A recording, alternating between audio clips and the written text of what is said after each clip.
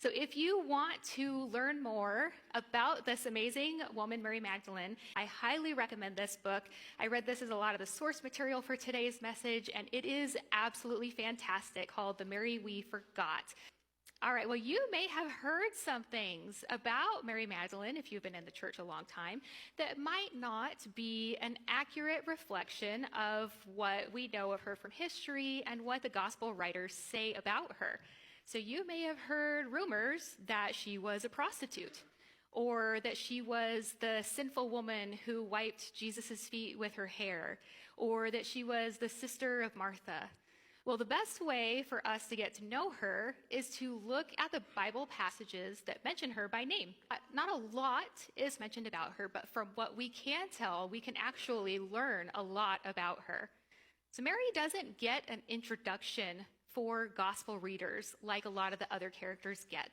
All four gospel writers assume that their audiences already know who she is and what her ministry was, which says a lot about the impact that her ministry had at the time that they were written. Luke is the one who introduces her the earliest in his gospel in Luke 8. So we're going to start there. So Luke 8, 1 through 3 says, "Soon afterward, Jesus began going around from one city and village to another, proclaiming and preaching the kingdom of God. The 12 were with him," that's his 12 guide disciples, "and also some women who had been healed of evil spirits and sicknesses. Mary, who was called Magdalene, from whom 7 demons had gone out, and Joanna, the wife of Chuza, Herod's steward, and Susanna, and many others who were contributing to their support out of their private means." So Jesus was traveling around the area, teaching and healing, and his 12 disciples who joined him in that ministry had left their jobs and their occupations to go and to follow him and to be able to do this. Much of that support was made possible by the women who traveled along with them. And whenever these women are mentioned, Mary is typically mentioned first, which is likely meaning that she was the primary financier of Jesus' ministry. When Luke introduces her to us, he does something very interesting. He does mention to the readers that she is the one from whom 7 demons had gone out, but in a way that is like just kind of reminding his audience about that little fact. We don't get an in-depth look at what her life was like before she met Jesus, or the extent of the suffering like we do with the other gospel accounts where Jesus had cast demons out of people.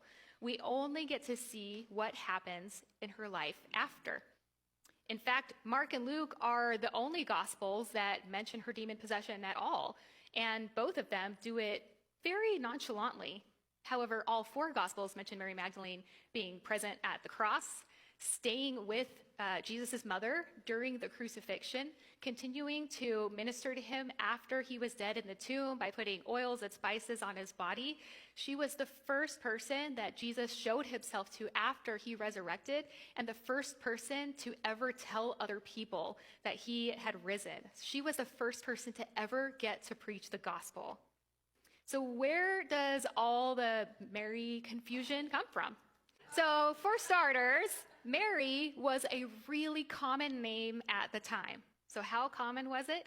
Well, if you were born in the late 80s or early 90s and your name is Jessica or Jennifer, you understand the pain of how it is to have a name that common. That is what being named Mary was like back then. So lots of Marys. And we actually have 3 named Marys in the Gospels. Well, we have the mother of Jesus, we have Mary Magdalene, and we have Mary, Martha's sister. It was also really commonplace in the beginning of the Catholic Church to consolidate characters for the sake of storytelling. So think about a book series that you've read that was really great, and then it gets adapted into a movie. A lot of times, as you've known, the producers will consolidate some of the characters for the sake of time and being able to tell a story in a really quick and succinct way. So that's very likely the case here, and then that message gets passed down through oral tradition, and 2,000 years later, we've got all this Mary conflation. Another thing, too, is that patriarchal interpretations also helped fuel the prostitution rumors, because the Bible does say that Mary Magdalene had 7 demons in her.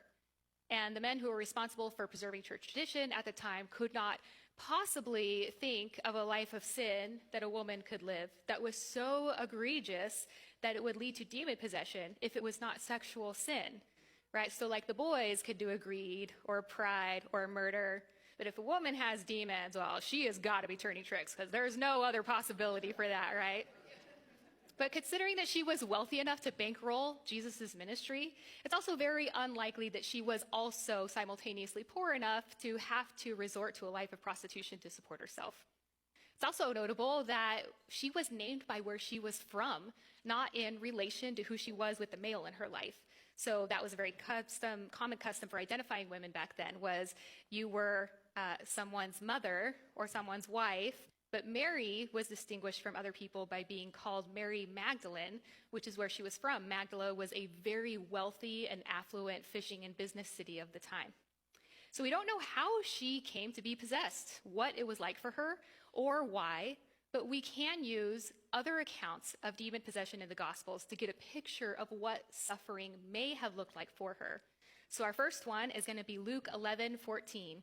And he, the he here is Jesus, was casting out a mute demon, and when the demon had gone out, the man who was previously unable to speak talked, and the crowds were amazed. So here Jesus is casting a demon out of somebody that was making his life miserable by controlling his ability to be able to communicate with people.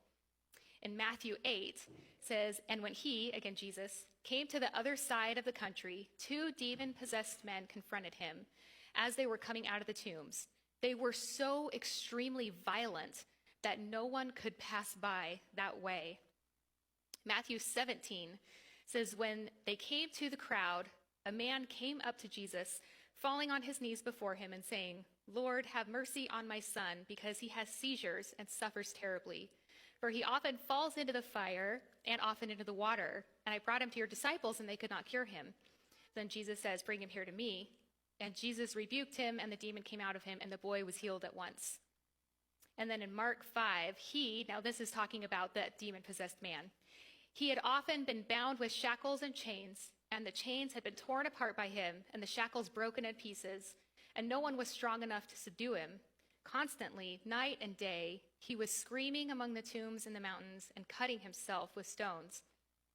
And then they came to Jesus and saw the man who had been demon-possessed, sitting down, clothed, and in his right mind, the very man who had previously had the legion, and they became frightened. So they saw Jesus' control over demons to be able to cast them out of people, and it kind of scared them about Jesus. So life for people with the same affliction that Mary had was known for its misery. Their souls suffered, their bodies suffered, their families suffered, and actually all of society around them also suffered. But we don't get that portion of Mary's story. Personally, I believe that the gospel authors mention the fact of her demon possession just to remind people about the transformation that Jesus brought, because all they knew of her was who she was now. Their focus was on what God was doing in her life after Jesus delivered her, because her healing was not the end of her story. It was only just the beginning. Now, I have not experienced the kind of oppression that Mary Magdalene lived under before Christ freed her, but I am living a life today that can only be explained by the power of Christ to transform a life. In my early childhood, my parents ran a church camp in the Northern California foothills, and we got to live there. I was completely feral and just free range. We were like the wilderness family children. And I don't know if I just aged myself, because half the people in this room probably don't understand that reference.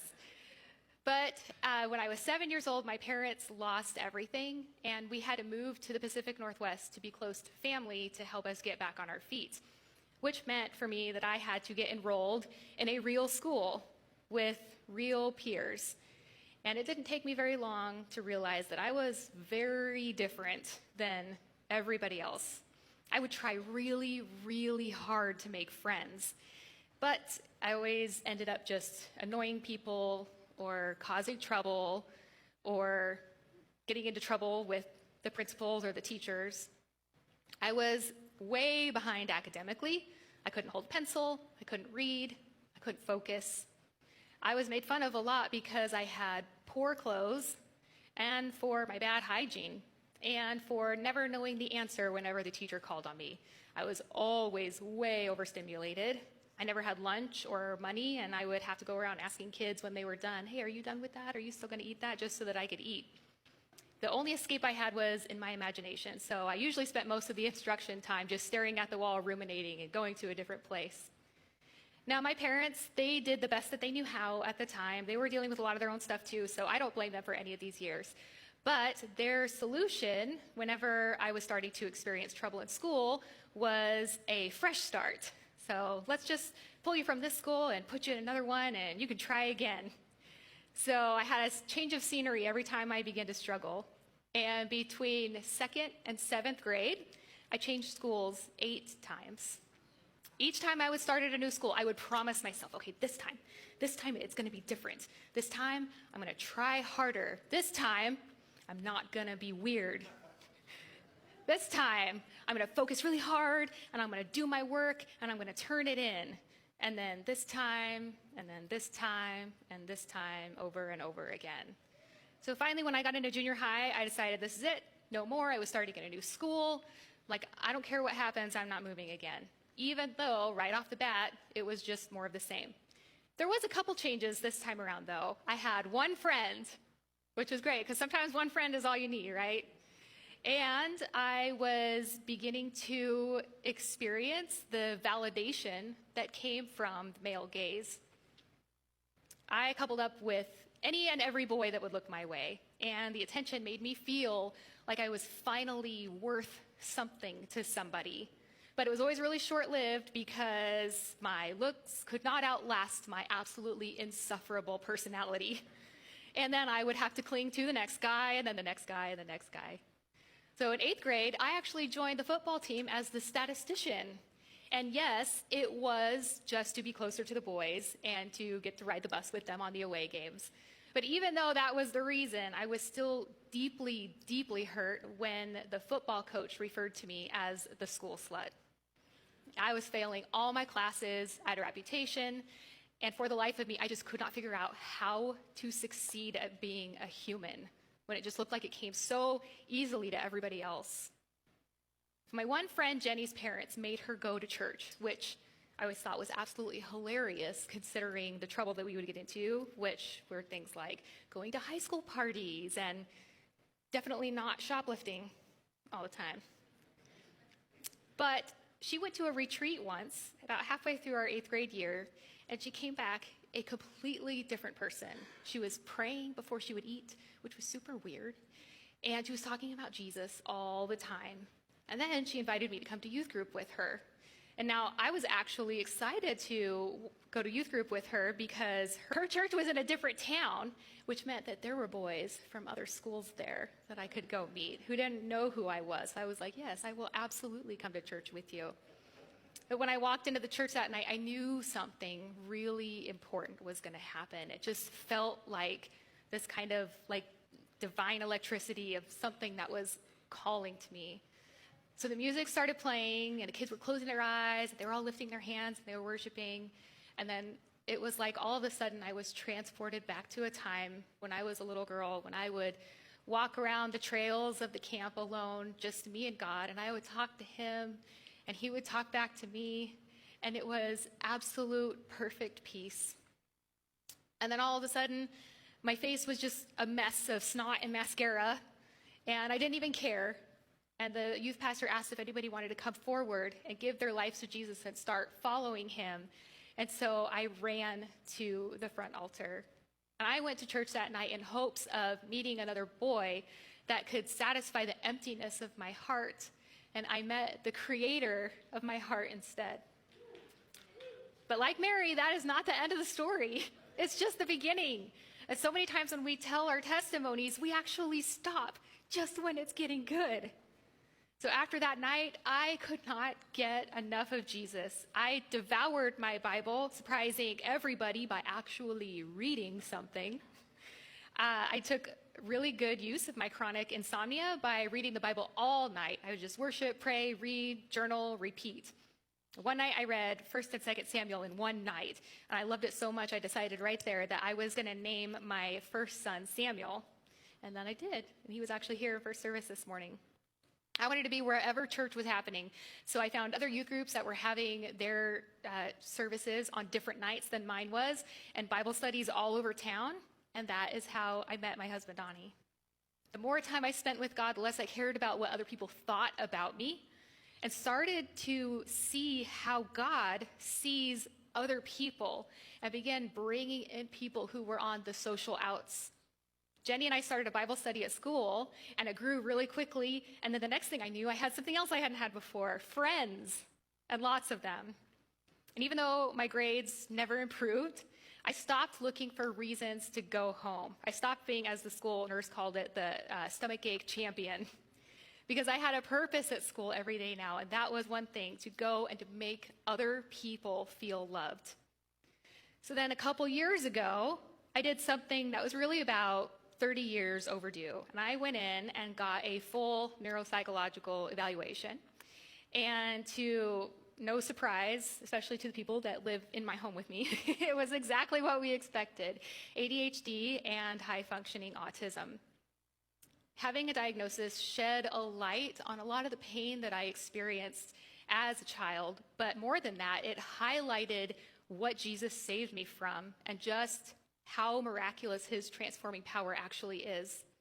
During that process, I was talking with a friend who is also in that field that I was getting tested, and she looked at me and she's like, "I don't know why you would think you would need to do that." And so then I told her everything about my childhood, and she almost didn't believe it. She said, "I've worked with people who have had the same experiences that you've had, and they are not okay. How are you the way you are and have the life that you have?" And she's actually right, because the National Institutes of Health has consistently linked undiagnosed neurodivergence with drastically high rates of substance abuse, crime, unemployment, and difficulty maintaining relationships. And I was able to tell her, all I could say is that everything I am and everything I have is all because of Jesus. I can't explain it. It's very much like Mary Magdalene's character in The Chosen. It says, all I know is I was one way and now I'm another. Because of God at work in my life, I have an amazing family. I have a husband with the patience of a saint. And I have these incredible kids who are all grown now. I have friends, a purpose, a hope for the future. Now, does that mean that it is a cakewalk and I have no more problems and I'm completely cured of all my woes? No, it is not. In fact, my daughter, who I'm going to call out here for a second, is going through the college application process right now. And if you've been through that process, you know that one of the things that you have to do for that is you have to write an admissions essay. And they usually ask for some kind of like trial or struggle or something that you've gone through. So we're in the car together and I'm like, "Hey, what are you writing your college admissions essay on?" She's like, what are you writing? "Well, I'm writing it on what it was like growing up with an autistic parent." And I was like, cool. Love that. Gotta give you something, right? But I will say, in my defense, I don't know what grown adult doesn't just lay on the floor and cry because the air is touching their face, or go to a restaurant and be the only one at the table not eating because they had the audacity to cut the only thing you ever ordered from the menu, and now you're going to sit there and pout instead of eating, and everybody in your household is going to hear about it for the next week. That's normal, right? Everybody does that. I don't know what she's talking about. So no, life with Christ is not a magic easy switch. What he gives us is himself, who we can then go to and run to and lean on. And in doing so, his Spirit works on us to bring about the changes that we need to allow us to flourish and live the life that he intended for us. And he gives us others to walk through life together with in community and find purpose in serving and using our gifts and talents, and to receive help in time of need and to not be alone. Last spring, my husband threw a small get-together for my birthday, and your pastors showed up to it like this. And they're not even Trek fans. They bought these just for that day. And guys, it wasn't even a costume party. They did this just because they knew it would make me happy, just some random person.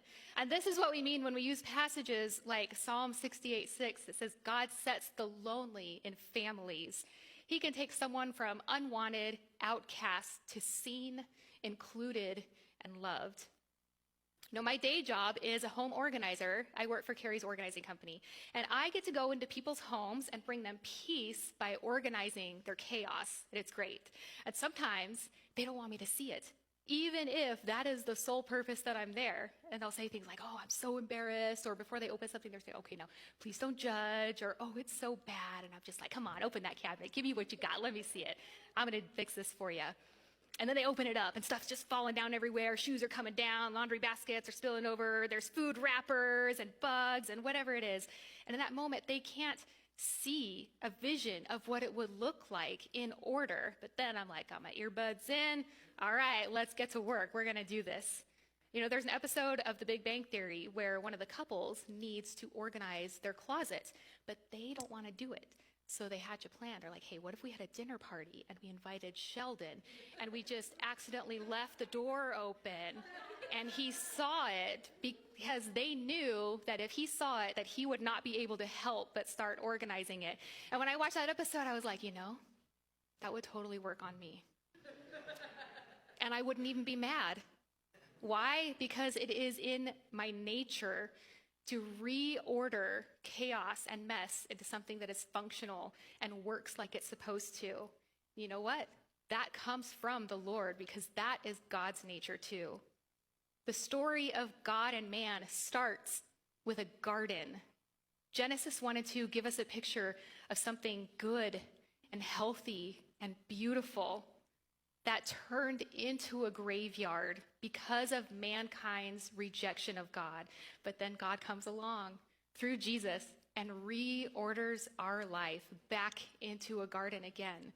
Something beautiful, something that gives life to ourselves and to others, and something that can spread good seeds. Mary Magdalene's story in the gospel begins with who she was after following Jesus, because it's not about her sin. It's about the garden that Christ transformed her life into. It's about God's power to deliver, but it is also about his power to sustain and change and grow us.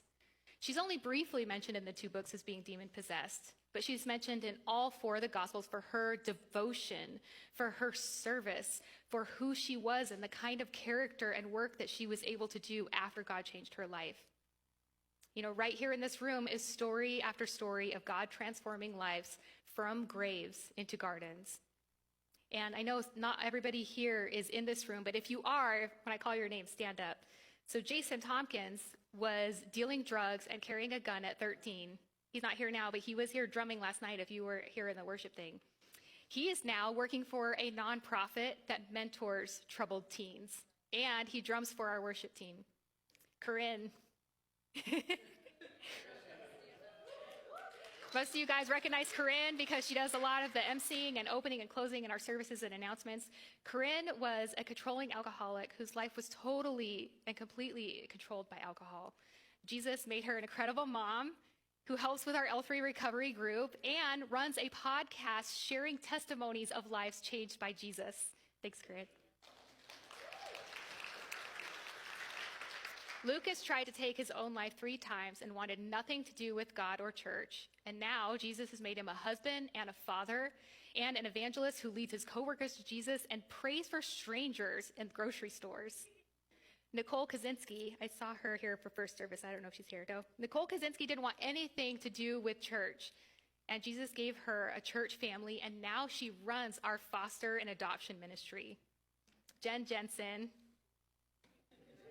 Jen came from horrible childhood abuse and was in and out of foster homes. She has one of the most incredible stories. And Jesus has made her one of our church's best comforters and friends. All right, Stosh. Stosh, I think, is out doing stuff, so he's always serving. He was here at first service.